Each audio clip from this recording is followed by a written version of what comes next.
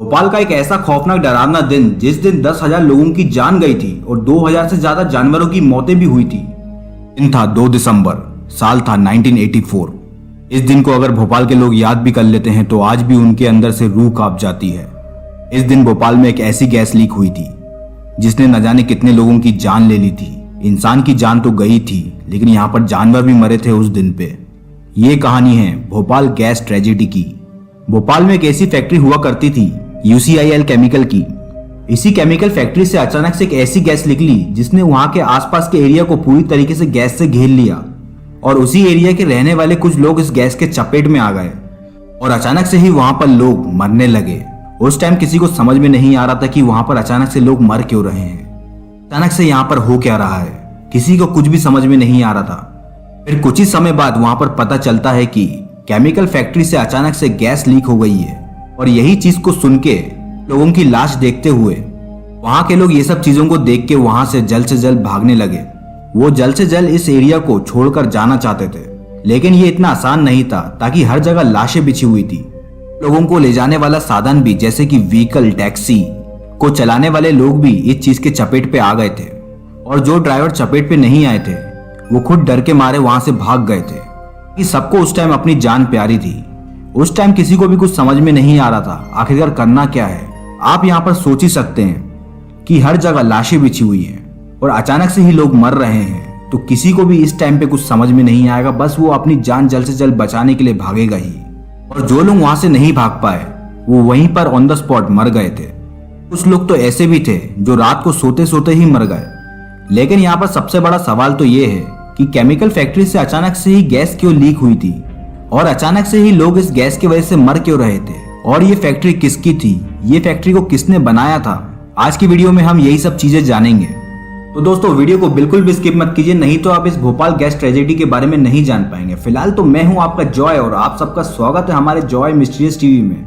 जरा सी भी देरी ना करते हुए आज की वीडियो को हम स्टार्ट करते हैं।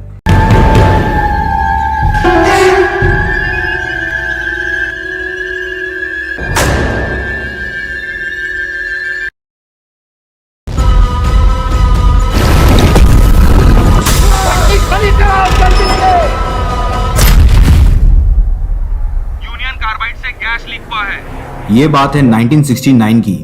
1969 में एक केमिकल फैक्ट्री UCIL को लाया गया भोपाल पे। इस केमिकल फैक्ट्री को इसलिए स्टैब्लिश किया गया था भोपाल पे कि वो 7 नामक कीटनाशक को बना सकें और इस केमिकल फैक्ट्री को बनाया था यूनियन कार्बाइड कंपनी ने। और ये कंपनी आज से लगभग 100 साल पुरानी भी है और ये कंपनी दुनिया भर में फैली हुई है और इस कंपनी का काम है केमिकल को प्रोड्यूस करना। और यही नहीं, ये कंपनी बैटरी और रॉकेट फ्यूल जैसी चीजों को भी बनाया करती थी।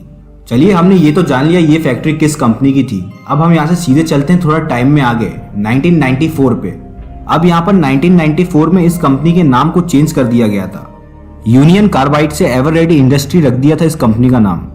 अब आपने यहाँ तक तो जान लिया होगा कंपनी के बारे में। चलिए अब हम 1984 से सीधे चलते हैं 15 साल पीछे 1969 पे, जब एक यूनियन कार्बाइड नामक कंपनी ने अपनी केमिकल फैक्ट्री को मध्य प्रदेश के भोपाल शहर पर एस्टेब्लिश किया। और इस कंपनी के आने की वजह से वहां के लोगों को वहां पर जॉब मिली और इस कंपनी में जो लोग जॉब कर रहे थे वो उस टाइम बहुत ही ज्यादा खुश थे कि उस टाइम जॉब की किल्लत हर जगह हुआ करती थी। लेकिन ये लोगों को नहीं पता था कि यही कंपनी आगे जाके भोपाल के 10,000 लोगों की जान ले लेगी। भोपाल के किसी भी नागरिक को ये चीज के बारे में नहीं पता था कि आने वाले टाइम में उनके साथ कुछ ऐसा होने वाला है जिसकी उनने आशंका भी नहीं की थी कभी अपने जीवन पे। उस समय में यूनियन कार्बाइड कंपनी में काम करने के लिए लोग मरा करते थे। उस समय में किसी को भी केमिकल के बारे में इतना कुछ नहीं पता था, बस वो लोग जानते थे कि ये काम थोड़ा खतरनाक है लेकिन इस काम को करा जा सकता है। और इस फैक्ट्री में मशीन की मेंटेनेंस बहुत ही ज्यादा बेकार हुआ करती थी। फैक्ट्री में मशीन चल रही है या फिर नहीं चल रही है, वर्कर की सेफ्टी है या फिर नहीं है, उस टाइम किसी को इस चीज के बारे में कोई परवाह नहीं हुआ करती थी। एक तरीके से आप ये बोल सकते हैं उस समय में इस फैक्ट्री में लापरवाही बहुत ही ज्यादा हुआ करती थी। वर्कर्स की सेफ्टी हो या ना हो इससे कोई मतलब नहीं था उस कंपनी को, बस कंपनी में जैसा काम चल रहा है वैसा ही चलता ही रहना चाहिए था। कंपनी में जो बड़े बड़े अधिकारी बैठा करते थे उनको बस वहां के प्रॉफिट से मतलब हुआ करता था। ये कंपनी बेसिकली मिथाइल आइसोसाइनेट यानी MIC को बनाया करती थी और MIC एक ऐसा केमिकल है जो बहुत ही ज्यादा खतरनाक है और इसी फैक्ट्री में MIC का 42 टन से भी ज्यादा स्टॉक रखा जाता था उनके टैंक पे। यानी 42% केमिकल रखा गया था टैंकों में। और यही 42% केमिकल कितना खतरनाक था वहां के इलाकों के लिए, और इसी केमिकल की वजह से उस एरिया के लोगों की मौतें हुई थी। चलिए अब जानने की कोशिश करते हैं इस केमिकल ने कैसे वहां के लोगों की जान ली। तो कुछ ऐसा है, यहाँ के टैंकरों में MIC जैसे केमिकल को रखा गया था। 2 दिसंबर 1984 को वर्कर यहाँ पर अपना रूटीन को फॉलो कर रहे थे डेस्टिनेशन के लिए। एक तरीके से ये केमिकल प्रोसेसिंग यूनिट था और इसी यूनिट के पास MIC के टैंक भी रखे हुए थे। अब यहाँ पर केमिकल प्रोसेसिंग यूनिट के पाइप को लॉक कर दिया गया था क्लीनिंग के लिए, और इस केमिकल प्रोसेसिंग यूनिट को पानी से क्लीन करने की कोशिश की जा रही थी। और इसी क्लीनिंग की वजह से थोड़ा सा पानी MIC केमिकल से मिक्स हो गया, और मिक्स होने के कारण MIC केमिकल और पानी ने ऐसा मिक्सचर बना दिया जिसकी वजह से एक ऐसी गैस पैदा होके आई बाहर जिसने लोगों की जान ले ली। अब आप भी ये सोच रहे होंगे कि MIC केमिकल टैंक में आखिरकार पानी आया तो आया कहां से। तो यहाँ पर होता कुछ ऐसा है, जब केमिकल प्रोसेसिंग यूनिट की सफाई की जा रही थी पानी से, और केमिकल प्रोसेसिंग यूनिट के थोड़ी सी दूर में ही MIC के टैंक रखे हुए थे, और ये दोनों जगह जंपल लाइन से कनेक्ट थी। यहाँ पर केमिकल प्रोसेसिंग यूनिट में जब सफाई चल रही थी तो सफाई के दौरान ही जो जंपल लाइन कनेक्ट थी उसी जंपल लाइन में 500 लीटर पानी चला गया था, और इसी जंपल लाइन से होते हुए पानी MIC के टैंक में चला गया। और टैंक में जाने के बाद एक ऐसा केमिकल रिएक्शन पैदा हुआ जिसने वहां के आसपास के एरिया में तहलका मचा दिया। यहाँ पर समझ गए होंगे कि कैसे केमिकल प्रोसेसिंग यूनिट से पानी गया MIC के टैंक पे। ये अब जानने की कोशिश करते हैं कि जब इस कंपनी से वो गैस बाहर निकली तो वहां के लोगों की जानें कैसे गई। 2 दिसंबर 1984 की रात को अचानक से एक फैक्ट्री से गैस निकलती है और आसपास के इलाकों में धीरे धीरे वो गैस फैलती रहती है। उस समय रात हो रही थी, जब आधी जनता अपने अपने घर पे सुकून से सो रही थी हर रात की तरह। किसी को भी नहीं पता था उनके घरों के आसपास गैस फैल रही है, और वो गैस कोई नॉर्मल गैस नहीं थी। और जो लोग बाहर थे वो उस जहरीली गैस से इन्फेक्टेड हो गए थे। उनके शरीर में अजीबोगरीब चीजें होना चालू हो गई थी, जैसे लिटरली किसी की आंखों में जलन होना चालू हो रही है, किसी को खांसी हो रही है। किसी को कुछ भी समझ में नहीं आ रहा था उस टाइम कि अचानक से यहाँ पर हो क्या रहा है। लोग अचानक से ही सड़क पर बेहोश होना चालू हो जाते हैं। वो बेहोश तो हो रहे थे लेकिन वो कभी उठ ही नहीं पा रहे थे। और जो लोग इस चीज को देख रहे थे उनको भी खुद समझ में नहीं आ रहा था कि आखिरकार यहाँ पर हो क्या रहा है, आखिरकार क्यों सब लोग बेहोश हो रहे हैं, आखिरकार यहाँ पर चल क्या रहा है। फिर थोड़ी देर बाद पता चलता है कि पास ही के केमिकल फैक्ट्री से एक जहरीली गैस लीक हो रही है, और लोग यहाँ पर बेहोश नहीं हो रहे हैं, लोग यहाँ पर सीधे मर रहे हैं। देख के और सुन के लोग वहां पर बहुत ज्यादा डर गए और सहम गए।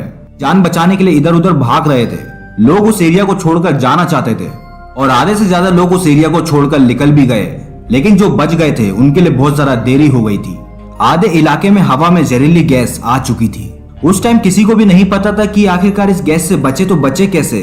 फिर धीरे धीरे ये जहरीली गैस भोपाल की आधी जगहों पे फैलने लगी, ऑलमोस्ट फैल ही चुकी थी। जैसे कि आप इस मैप में देख पा रहे हैं, railway station, hospital, lower lake जैसी जगहों में गैस फैल चुकी थी। रेलवे स्टेशन में जितने भी लोग बैठे थे वो रेलवे स्टेशन में ही मर गए, और हॉस्पिटल में जो लोग थे वो भी हॉस्पिटल के अंदर ही मर गए। हॉस्पिटल वाले भी परेशान हो गए थे कि आखिरकार लोग मर कैसे रहे हैं। जब हॉस्पिटल वालों को ये चीज के बारे में पता चला कि केमिकल फैक्ट्री से गैस लीक हो गई है, तो हॉस्पिटल वाले भी ये देख के और सुन के हैरान हो गए। अब यहाँ पर पॉइंट वाली बात यह है, उस टाइम हॉस्पिटल वालों के पास इस चीज का कोई इलाज नहीं था, तो डॉक्टर भी किसी को बचा नहीं सकते थे। डॉक्टरों को भी नहीं पता था कि उस टाइम करना क्या है, बस वो लोगों को बचाने की कोशिश कर रहे थे। और डॉक्टर कोशिश तो कर रहे थे लेकिन डॉक्टर खुद भी मर जा रहे थे। और जो जानवर बाहर घूम रहे थे उस टाइम, उनको तो कुछ भी नहीं पता था, वो तो बस घूमते घूमते ऐसे ही सांस लेके मर गए। जानवरों की मरने की संख्या थी 2000 से ज्यादा। ऐसे ही सुबह हो गई, तारीख हो गई 3 दिसंबर। Almost 2000 plus animal and 10,000 humans की मौत हो गई थी, and 30,000 people are infected from gas. अब यहाँ पर 10,000 मरे हुए लोग और 30,000 इन्फेक्टेड लोग तो मिलाए तो 40,000 लोग होते हैं। 40,000 लोग इस गैस के चपेट में आ गए थे, और जो लोग इन्फेक्टेड थे उनकी हालत तो और भी ज्यादा खराब हो गई थी। किसी को अपनी आंखों से दिखना बंद हो गया था, किसी के मुंह से आवाज चली गई थी, किसी को अजीबोगरीब बीमारी हो गई थी, किसी को कैंसर हो गया था। और आपने अभी यहाँ तक तो जान लिया गैस लीक होने के बाद आखिरकार हुआ क्या था भोपाल शहर पे। चलिए अब ये जानने की कोशिश करते हैं कि ये जिसकी कंपनी थी आखिरकार उसके साथ हुआ तो हुआ क्या। तो इस कंपनी का चेयरमैन था वॉरेन एंडरसन। तो कंपनी का चेयरमैन इस हादसे के 4 दिन बाद अमेरिका से इंडिया आया। जैसे ही वो भोपाल शहर पे आया तो उसको तुरंत ही गिरफ्तार कर लिया गया उसके कंपनी के गेस्ट हाउस पे, और उसके कुछ ही दिन बाद वॉरेन एंडरसन को बेल दी जाती है। फिर उसको खुफिया तरीके से एयरपोर्ट ले जाया जाता है और भोपाल से दिल्ली की ओर रवाना कर दिया जाता है। फिर उसके बाद में वॉरेन एंडरसन दिल्ली से अमेरिका चले जाता है और कभी वापस नहीं आता है। एक तरीके से काइंडली ये टोटल अनफेयर हुआ था भोपाल के लोगों के साथ और ये बताया जाता है कि इंडियन गवर्नमेंट का ही हाथ था वॉरेन एंडरसन को देश से बाहर निकालने में और यहीं से ये पूरा चैप्टर खत्म हो जाता है। तो आप यहाँ पर समझ ही गए होंगे कि 1984 में 2-3 दिसंबर को आखिरकार हुआ क्या था। और फिलहाल तो आज की वीडियो यही तक। अगर आपको वीडियो अच्छी लगी हो तो दोस्तों लाइक करो, सब्सक्राइब करो, क्लिक करो उस बेल आइकन को ताकि आप ऐसी वीडियो को देख सके। चलिए दोस्तों मैं अभी आपसे विदा लेता हूँ, सीधे मिलते हैं नेक्स्ट वीडियो पे।